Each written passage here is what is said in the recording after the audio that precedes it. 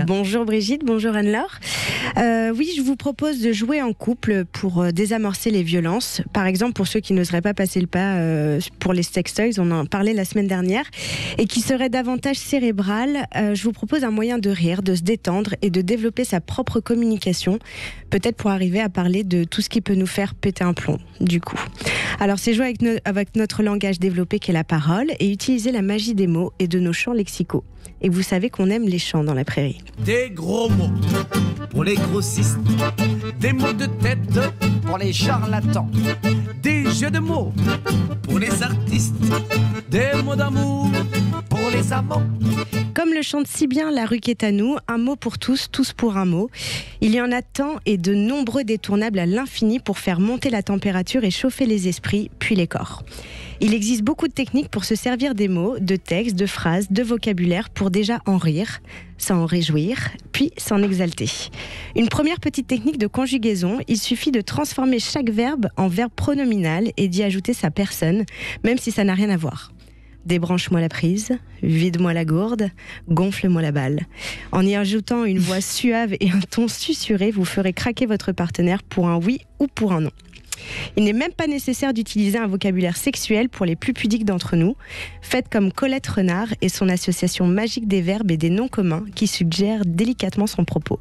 Je me fais frotter la péninsule, je me fais béliner le joyau, je me fais remplir le vestibule, je me fais ramener l'abricot.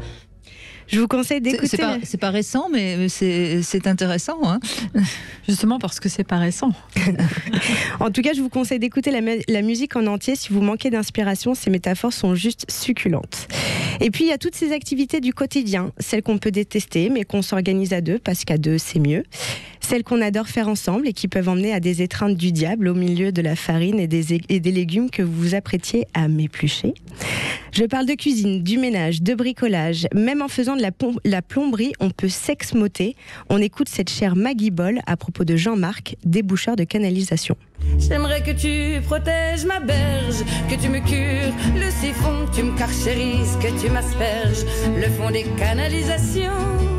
Vidange-moi le bac à graisse, qui est plein comme un gendarme. J'ai les conduits en détresse, tire-moi la sonnette d'alarme. Elle nous fait ensuite un joli couplet sur les métiers que Jean-Marc aurait pu exercer, que s'il avait été dézingueur, elle se serait bien fait dézinguer, ou encore elle l'aurait laissé fouiller s'il avait été...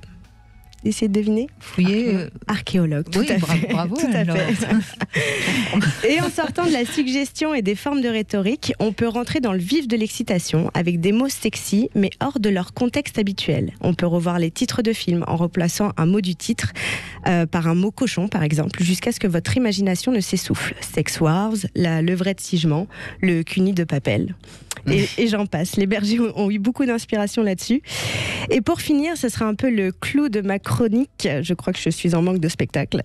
J'aimerais vous interpréter le texte d'une chanson célèbre revisitée par Lydie, une pâtissière hors pair qui s'amuse entre deux gâteaux à reprendre les paroles de titres de chansons françaises et les mettre à sa sauce, version crème fouettée.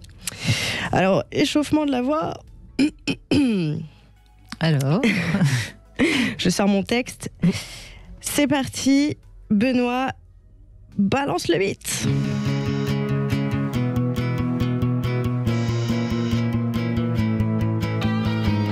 J'arrive à me glisser juste avant que ses cuisses ne se referment. Elle me dit qu'elle est sage et sa voix me fait quitter la terre ferme. Alors, ses hanches dansent, tout se mélange.